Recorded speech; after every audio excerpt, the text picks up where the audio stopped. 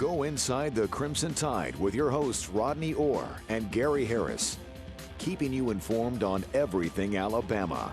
And now, Tider Insider TV. All you recruits out there, you need to come to Alabama. I'm telling you, man. It's literally the best place in the world.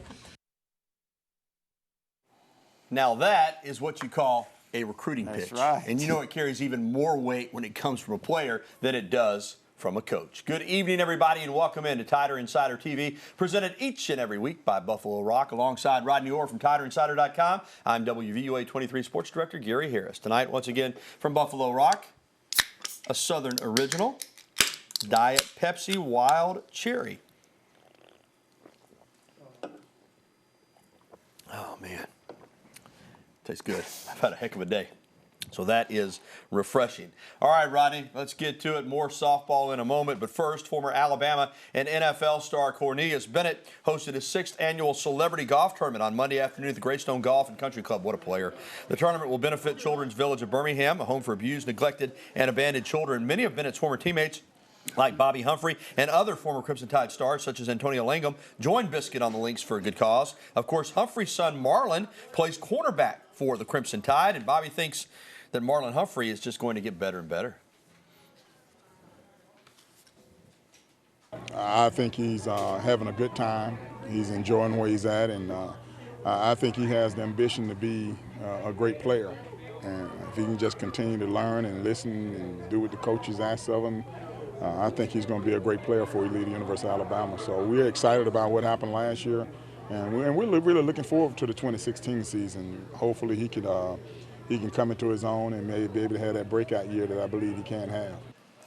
I believe he can have it, too. Yes, he's a special player. But Alabama's secondary did get a little thinner this week, Rodney. Yesterday, it was reported that safety Sean Burgess-Becker, a former teammate of Calvin Ridley's in high school, the great receiver, was granted a full release to transfer to another program. Now, if he transfers to Division I school, he will have to sit out next season. Burgess-Becker played primarily on special teams as a freshman last season, recording 3 tackles. Okay, there is a loss, but this is a position in the secondary that seems to have a lot of depth. Unlike the defensive line, it looks like an area where they could overcome a transfer or two. You know, they've had a couple of guys. You're talking about that now with Burgess-Becker. Of course, Hootie Jones had his issues here a few weeks ago. So, you know, those are guys that were in support roles in the secondary as far as adding depth, as you mentioned, Gary, to safety spots, but guys that also played, you know, some roles on special teams. But, you know, this Alabama team has a lot of personnel. They've got some young secondary guys coming in that have the ability to play, whether it be a corner or at safety. So I think Alabama's going to be fine. You know, I'm glad you said that, because I think that is something that Nick Saban has had emphasis on in the last few years with the way offensive changes is versatility in the secondary. Yeah, you got corners, you got safeties, you got guys who play the run better than others who play the pass better, but a lot of these guys are interchangeable. You can put them in a nickel, you can put them at corner, you can do a lot of different things with these guys. Sure you can, and a lot of those guys have played different roles. That's one thing about it. When you watch, for example, in spring practice or even early fall camp, you can see them using guys at different positions so they'll understand the various packages where they play in those roles. A guy like Maurice Smith, he's played corner, he's played star, he was at safety this spring. You know, those guys understand their roles. Tony Brown's another guy that's played a lot of different spots. So those guys have they're acclimated to every position in the secondary. You know, and if a guy can play corner, look at Eddie Jackson. He was an okay corner. That's right. They moved him over safety. He was all confident. And he was pretty good corner before he hurt his knee. Yeah. You know, but before he hurt his knee. Out as a safety, he's done a great job. An All-American candidate. Yeah. So that is an area in the secondary, even with Burgess-Becker and Hootie Jones being uncertain, that is still a strong area on defense for Alabama. And the Crimson Tide continues to add to its 2017 class. 4-star offensive tackle Elliott Baker, really like this guy, Rodney, committed to the Tide late last night. Baker plays at City College of San Francisco.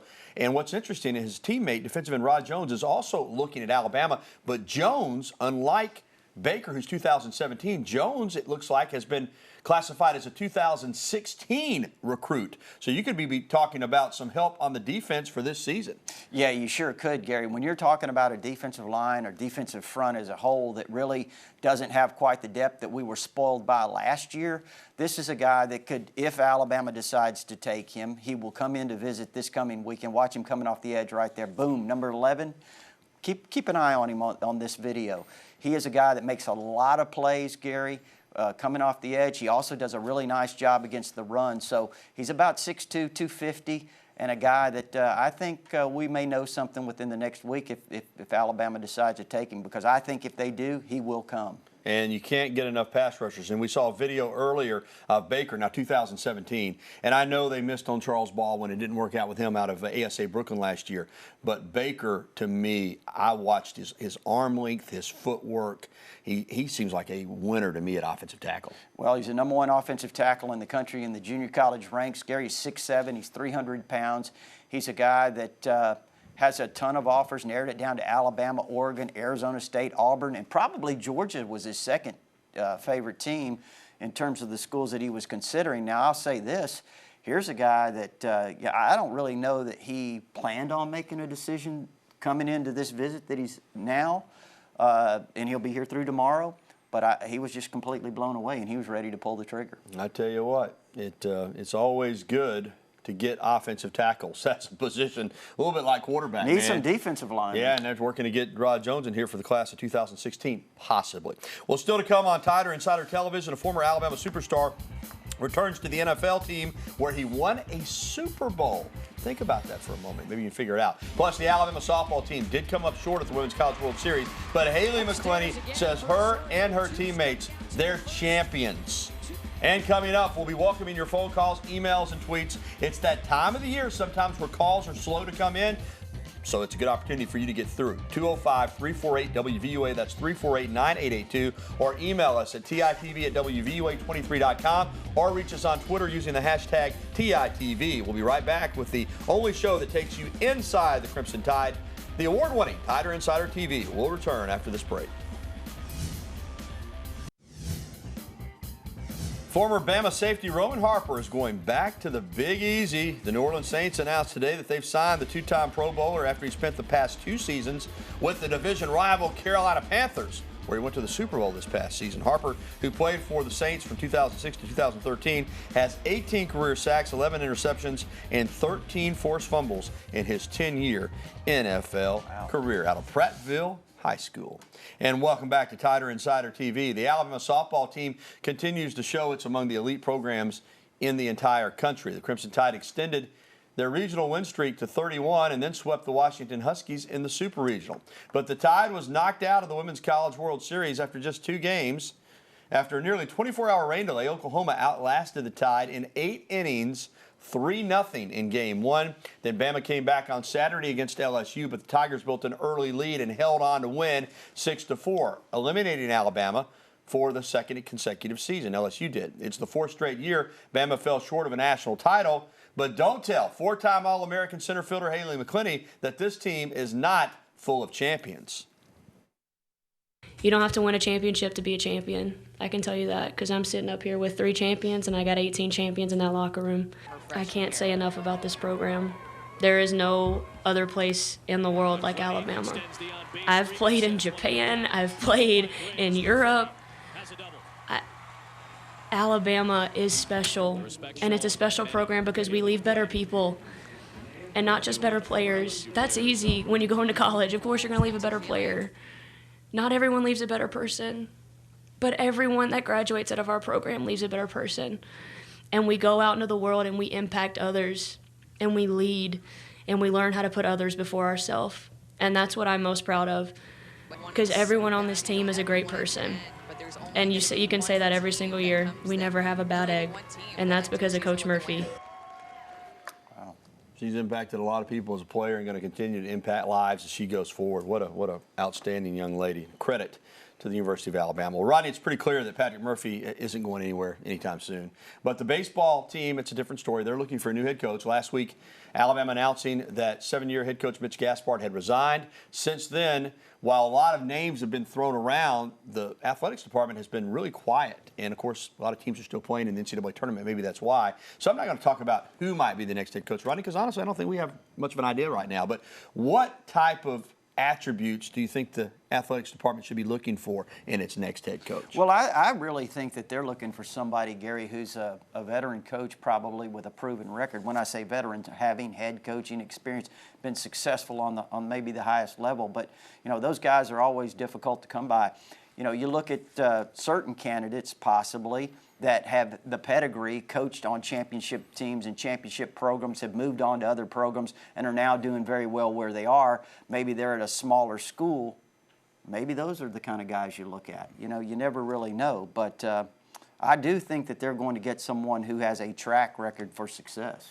Yeah, and I don't think they're in any rush. I think that they can take their time here in this search and make sure, it's not about getting the next guy. It's about getting the right guy. We found that out in football, and I think we found it out in basketball, too, with Avery Johnson. Get the right guy in here, and Bill Battle and company are going to take their time and make this hire whenever it's the right time. Well, coming up on TITV, the first Alabama player chosen in the NFL draft was center Ryan Kelly.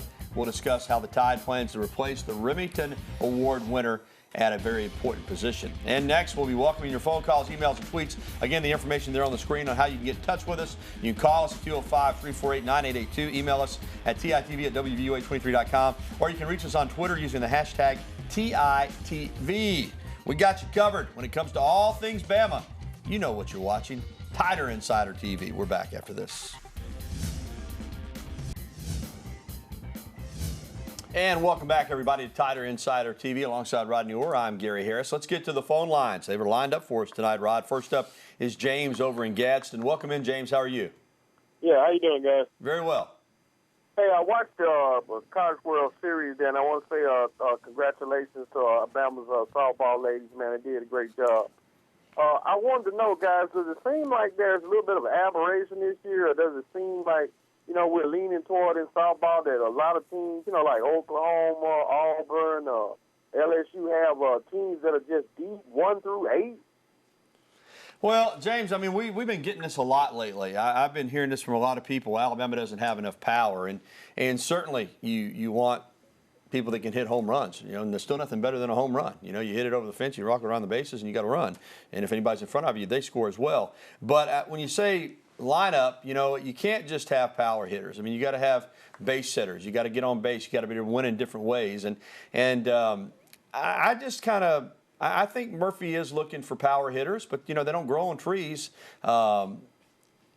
I like the way that they play softball at Alabama. I like having speed at the top, speed at the bottom. You try to find some pop in the middle. They were hurt this year that Runyon, who hit 19 home runs in 2015, fell off this year. So, yeah, James, I think they probably are looking for some power, but you got to be able to win games 2-1, too. When you get in the World Series, you see the kind of pitching you're facing. You got to be able to manufacture some runs. So I think Alabama offensively is still in a lot better shape than people are giving them credit for. Well, I think if you look at the Oklahoma game, I think that was one of the teams he mentioned, and certainly they're a team that may win the national championship.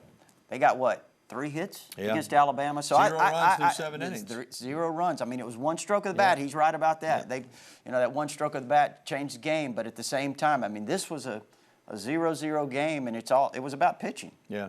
I do think offensively they probably would like to have a little more productive year next year. But you got to remember, too, Demi Turner, who's one of the best hitters on the team, went down early with an injury, too, James. So I think they're going to be fine. When you get to the World Series, you've had a heck of a year, and you said that, and you're right. All right, let's go to Panorama, talk with Plato. My man, what's up? Hey, guys, good evening. Gary, I'm kind of tag teaming the prior call.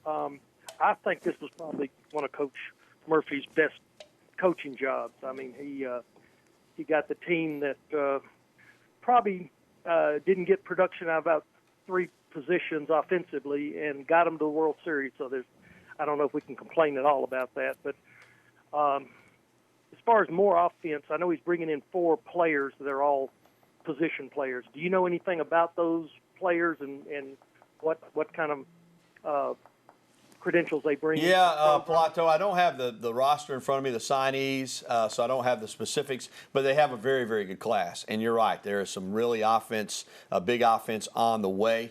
And I agree with you this year, the coaching job that Murphy did. I think when you look at the fact that Alexis Osorio wasn't 100%, and she got healthy at the end, and we know what kind of pitcher she can be. Turner went out for basically the entire SEC portion of the schedule, still couldn't back in the field. Runyon had an off year. Peyton Grantham didn't hit the way that she's capable of hitting. So I agree with you. I think it was a very, very good coaching job by Patrick Murphy, and I do think there's some hope or some offense coming in with some of these signees. And I think that a lot of people who follow Alabama softball very closely would agree with exactly what both of you are saying, that, you know, maybe this was a job that Patrick Murphy got more out of this team, Gary, than maybe was really there, you know, getting them as far as he did. So I do think it was an outstanding coaching job. All right, let's get an email from Don Juan over in Northport. Who will play center this season? All right, Don Juan, Ryan Kelly, great player, is moving on. It looks like Ross Piercebaker, Rodney, is the heir apparent there, although, you know, they may still shuffle the offensive lineman around a little bit. Piercebaker was a guard last year.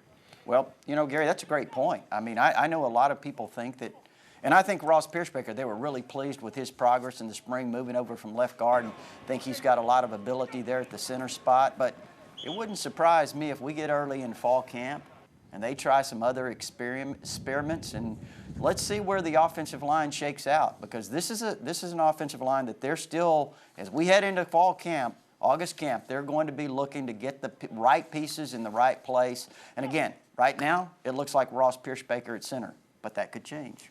All right. Good stuff as always. Some great calls so far, and we're not done yet. Still to come, the NCAA Track and Field Championships will feature plenty of Alabama athletes. We'll have the details coming up on the show.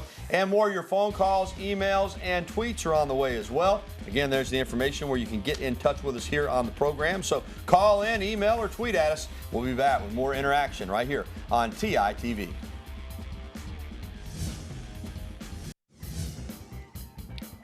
The NCAA Track and Field Championships begin tomorrow in Eugene, Oregon. It's like every NCAA championship in Eugene, Oregon.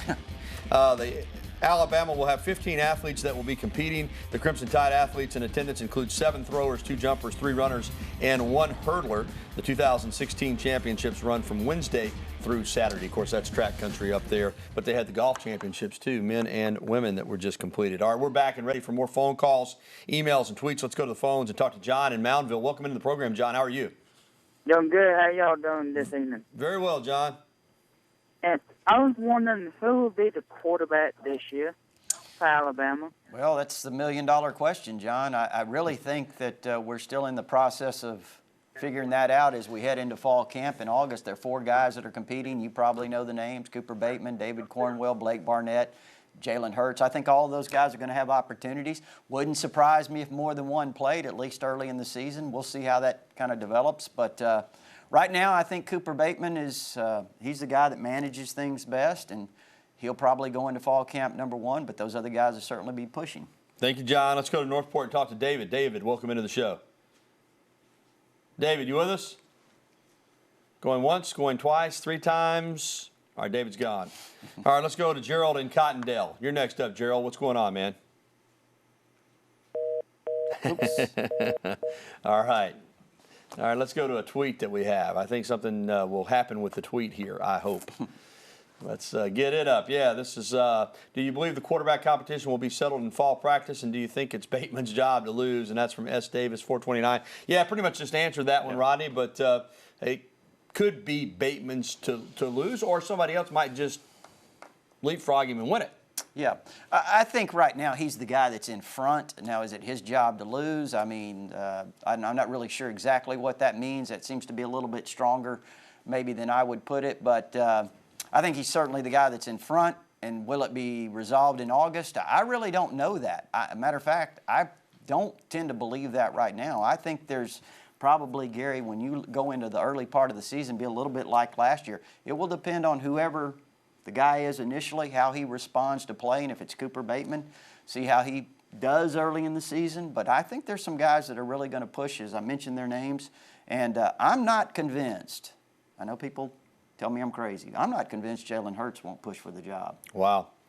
Hey, when you call in, you know, we're going to get to you. You can't get to you right then. So if you stay on the phone and Brandon and Katarina tell you that they're going to get on, you're going to get on. No need to hang up. We'll get to you. All right, let's get to an email from Patrick in Birmingham. Who will play Kenyon Drake, Reggie Bush role in 2016? And there were a lot of people that compared Kenyon Drake to Reggie Bush. Lane Kiffin coached them both, and Drake did do a lot of things for the offense. You see anybody being able to step up and kind of fill in that role of being able to catch balls out of the backfield, help out on special teams, bust long runs? Well, listen, I think when you look at Bo Scarborough, he's a guy that athletically is very gifted. He can return kicks if they wanted him to. I don't know that he will, but he's very athletic. He's a guy that has great hands. I think he can do a lot of things from that perspective. I think Damian Harris is a guy that it looks like he's got an opportunity to have a really good year, Gary. After some people questioned his, freshman year, I thought he had a really good spring practice. And I think the two guys coming in, I really think B.J. Emmons from North Carolina has a lot of ability. He's a guy that's 220 plus, has all the things that Nick Saban generally looks for in a running back. It's just getting adjusted. And I think maybe one of the steals of the entire class, and I'm not just talking about for Alabama, I'm talking about nationally. I'm talking about Josh Jacobs out of Oklahoma is a guy that ran for 2,700 yards as a quarterback last year on only 179 carries. What is that, Gary? I know you're good at math. 18 yards a carry? Yeah, right around that. Right around that. He's really a talent, but I do think that they're going to. I think a lot of people are kind of selling this running back core short, but I think they're going to really show up. All right, thanks for the phone calls, the emails, and the tweets. We appreciate it. Still to come, you've seen that tent that pops up on the Alabama sidelines when there's an injured player. Well, you'll hear from the inventor of the tent and why it may be spreading to other schools and professional sports as well. Keep it here on the only show that takes you inside the Crimson Tide. Tider Insider Television will return after this. You've seen it on the sidelines, and you know why it exists, but today we got a chance to hear from the makers of the Alabama Medical Tent. Kinematic Sports took their idea to the University of Alabama, and now they're turning to other programs, including the NFL. It's called the Sideliner, and the pop-up medical tent can be set up in just seconds on any sideline. Jerry Cassidy, one of its inventors, says it's the privacy that makes it popular with football teams, and it really took off during an ESPN telecast. If I'm not mistaken, Holly Rowe came down, and she was supposed to get a sideline report. She had no idea the sideliner was here, got to the sideline, and up goes this tent right in front of her. And she says, "What's this?" And that's when the cat was out of the bag. It's out of the bag. All right, thanks to the Locker Room as always, home of the original Elephant Wear, for providing Rodney Knott with these beautiful dress shirts. Check them out in person or online. That's going to do it for TITV. For Rodney Orr, I'm Gary Harris. Have a good night, everybody.